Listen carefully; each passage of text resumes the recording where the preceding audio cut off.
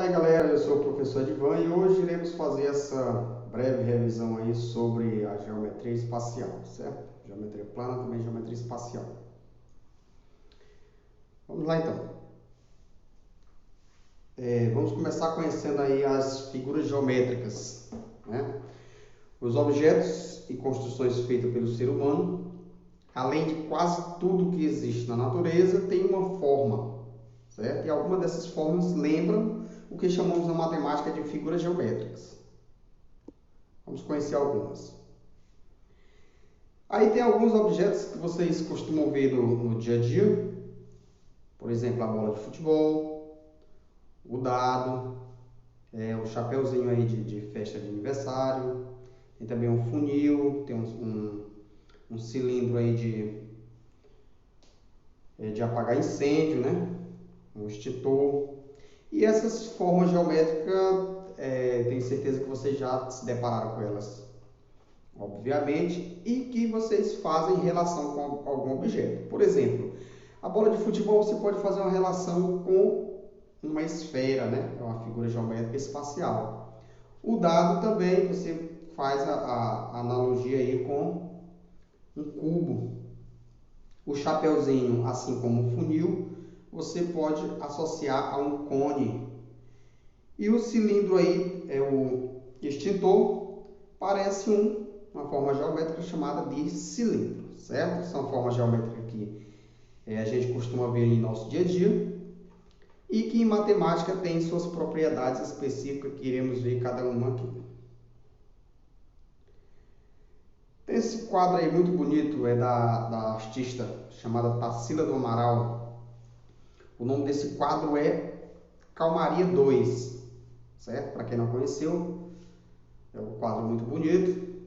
E vamos conhecer aqui um pouco da história dela e fazer algumas perguntas a respeito dessa pintura, a Tarsila do Amaral. Na sua opinião, por que o quadro recebeu o nome de Calmaria 2? Certo? Isso aí vai ficar uma pergunta aí para vocês pesquisarem. O que você vê nessa obra de Tarsila do Amaral? Outra pergunta, né? Ao observar o quadro, você se lembrou de imagens de objetos familiares? Quais? Que formas aparecem na obra? As formas e cores lhe parecem agradáveis? Você observou que tinha cores retratando ali a natureza, né? E tinha formas na forma de cilindros, né? De prismas e tal. Você vai dar uma pesquisadinha e vamos conhecer aqui um pouco quem foi essa artista Tarsila do Amaral. Tarsila do Amaral foi uma das maiores artistas da pintura modernista brasileira.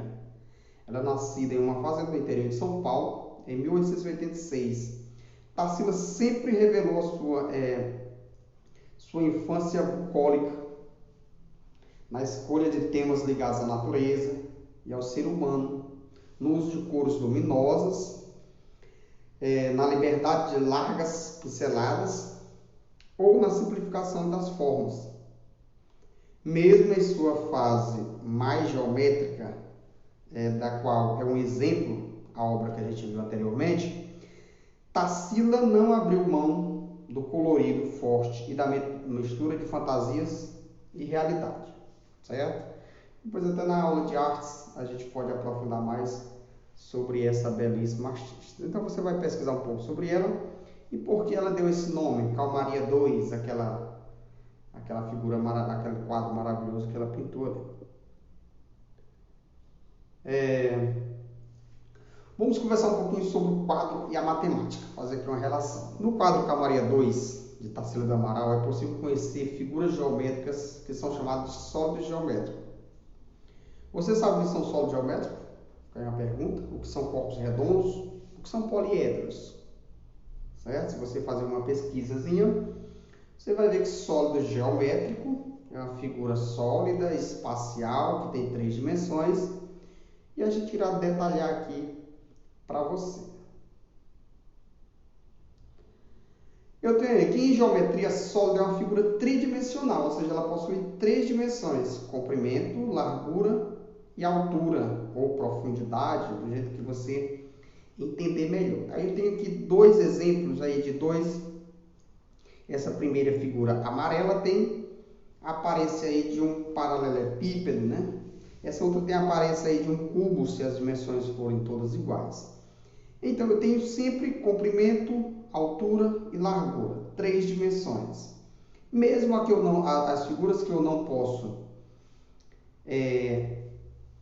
destacar esse comprimento, largura e altura, como uma esfera, por exemplo, mas tem outras características que me faz saber que ele é uma figura tridimensional, é uma figura espacial, que ocupa um espaço. Ela é diferente de uma figura plana. O outro bloquinho aí, laranja, também tem o seu comprimento, largura e altura.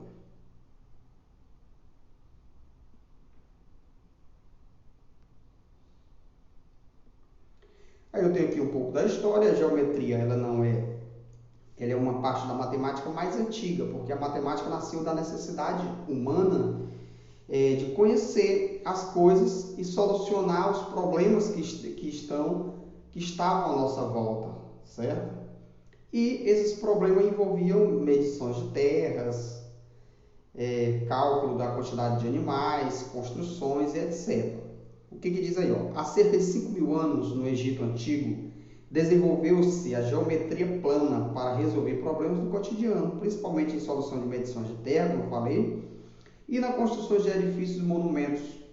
Como um grande exemplo que a gente ainda tem na antiguidade são as pirâmides, aqueles grandes monumentos feitos de pedras e que tem aquela forma de pirâmide.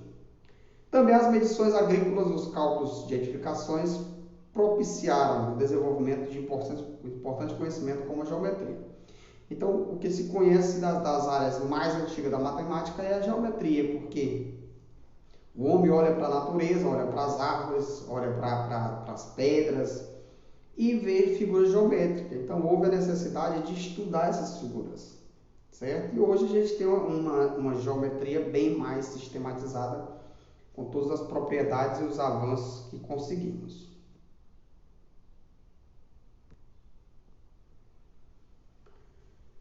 Olha aí na atualidade. Hoje a geometria é conhecida como um ramo da matemática que estuda as figuras sobre vários aspectos, tais como a forma e a medida. A palavra geometria ela é derivada de 2 outras palavras, geo, que significa terra, e metria, que significa medida, ou seja, geometria é a medida da terra. Só para você ter uma noção de como a origem da geometria é, de fato, a terra, as medições que os homens fazem. Eu tenho aqui alguns exemplos de sólido geométrico. O meu primeiro sólido aí é uma esfera, essa figura tridimensional que você já conhece. Eu também tenho o cubo, tenho aqui o cilindro e tenho um cone. Figuras bastante conhecidas por vocês.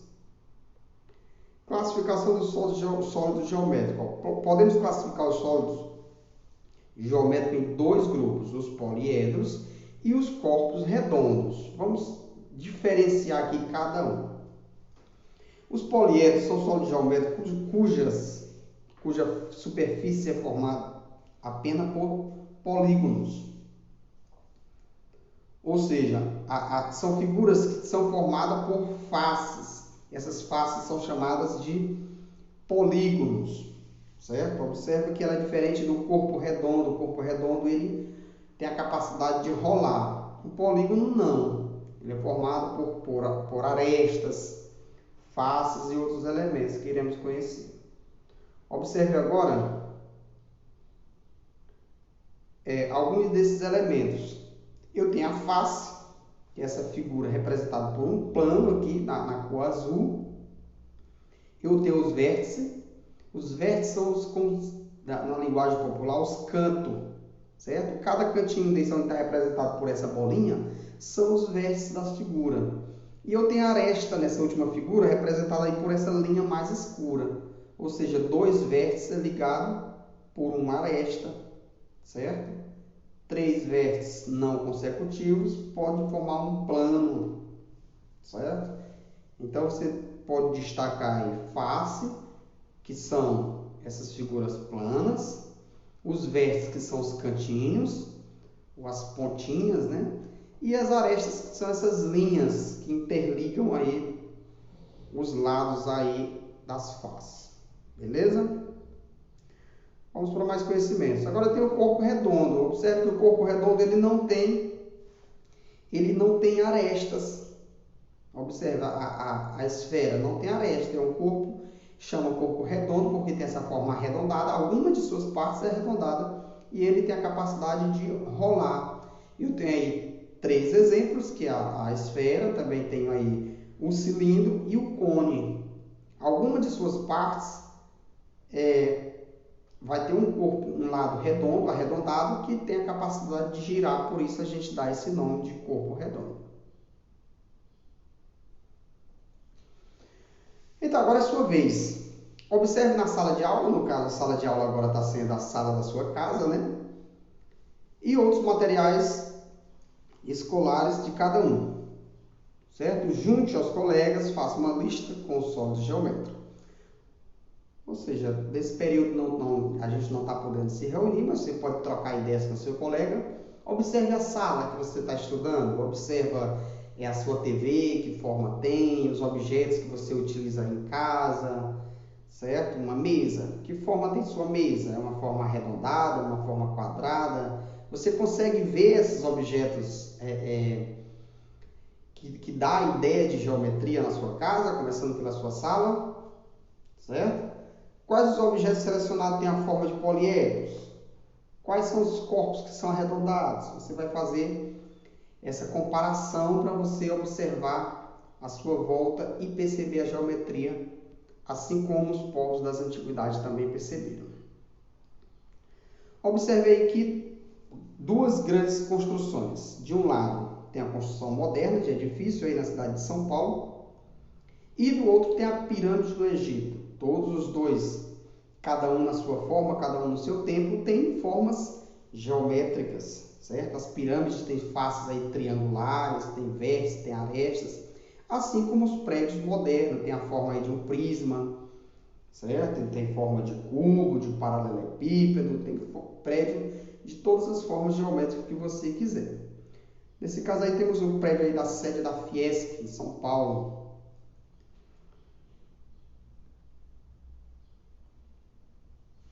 Eu tenho a classificação aqui dos tipos de poliedros. Eu tenho os poliedros que são chamados de convexos e tem os poliedros que são não convexos ou côncavos. O que seria um poliedro convexo? É um poliedro que suas faces são formadas apenas por polígonos convexos, certo? Polígono convexo é aquele que não tem concavidade. Já o segundo poliedro não convexo, que eu também posso chamar de côncavo, é o poliedro que apresenta faces, ou seja, polígonos côncavos, ou seja, faces côncavas, ou seja, faces que têm uma cavidade, certo? Convexo não tem cavidade, côncavo tem cavidade. Eu vou mostrar aqui o exemplo para vocês. Observe, eu tenho aqui essa figura amarelada, que é chamada de um prisma triangular. Ele não tem concavidade. Eu tenho outro aqui, um formato aí que aparenta ser um cubo.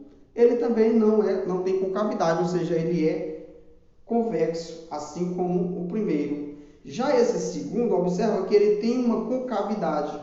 Esse que está aí na cor verde, ele tem uma concavidade, então ele é um poliedro côncavo ou não convexo.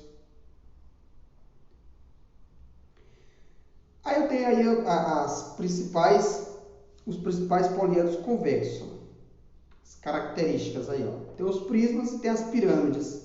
Os prismas, as faces laterais são sempre paralelogramo, possuem pelo menos 2 faces paralelas e congruentes, que são chamadas de base. Eu tenho as pirâmides, que eu já até falei um pouco para vocês. As faces laterais são sempre triangulares, mas a base pode ser qualquer outro polígono, certo? Eu posso ter uma pirâmide de base quadrada, hexagonal, octagonal e por aí vai. Tem aqui exemplos de prismas. Eu tenho primeiro aí um prisma triangular. Quem nomeia o prisma, galera? Quem nomeia é a base.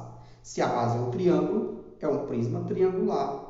O segundo aí, a base é um pentágono, então é um prisma pentagonal. E a terceira eu tenho aí um prisma retangular, que sua base, ou prisma quadrangular também, que é popularmente chamado de paralelepípedo. E o último eu tenho um prisma também quadrangular, retangular, quadrangular, porque tem ângulos retos, que é o que nós chamamos de cubo. Tem prismas que tem nome especial, tem o paralelepípedo e também tem o cubo, que são os mais comuns de se ver na natureza e também que se ouve falar. Vamos para mais. Agora eu tenho exemplos de pirâmide. A minha primeira pirâmide é uma pirâmide triangular, porque sua base é um triângulo. A segunda é uma pirâmide pentagonal, porque na sua base é formado por um pentágono. E também tenho uma pirâmide retangular, a base formada por um retângulo, mas eu também posso chamar de pirâmide quadrangular, porque a sua base é uma figura geométrica de 4 lados, independentemente se é um retângulo, se é um quadrado, mas se ela tiver 4 lados, ela é quadrangular. Eu tenho agora, galera, uma relação importantíssima, que é chamada de relação de Euler. Você pode pronunciar Euler, já que estamos no Brasil, mas a pronúncia correta desse nome aí é Euler, certo? O que Euler fez? Euler fez uma verificação, uma relação, ele descobriu uma relação existente entre as faces, os vértices e as arestas de um poliedro. E essa relação é conhecida até hoje como relação de Euler. O que ele diz? Que um poliedro convexo, se você pegar o número de vértices, somar com o número de faces, é a mesma coisa de você pegar o número de arestas mais 2. Por exemplo, aí eu tenho um paralelepípedo que tem 8 vértices. Ela também tem 6 faces e 12 arestas. Portanto, se você somar, fizer a soma aí de 8 com 6, ou seja, o número de vértices somado com o número de faces, 14. É a mesma coisa de você pegar as arestas, que são 12, mais 2, 14. 8 mais 6 igual a 12 mais 2 igual a 14. Ou seja, o número de vértices somado com o número de faces é igual ao número de arestas adicionado a 2. E essa relação vale para todo poliedro convexo, que são chamados aí os poliedros eulerianos. Beleza? Vamos para mais aqui, só conhecer um pouco da história aqui de Euler. Ele foi um matemático suíço, o nome completo dele é Leonardo Euler. E ele descobriu essa importantíssima relação entre os vértices, faces e arestas nos poliedros convexos, assim como uma infinidade de outras descobertas que esse matemático nos proporcionou. Certo? Então, por hoje é só. Nossa aula fica por aqui. Brevemente eu vou fazer outra aula resolvendo exercícios envolvendo aí essa geometria espacial, essa revisão maravilhosa que a gente fez. Então, um abraço a todos e até a próxima aula.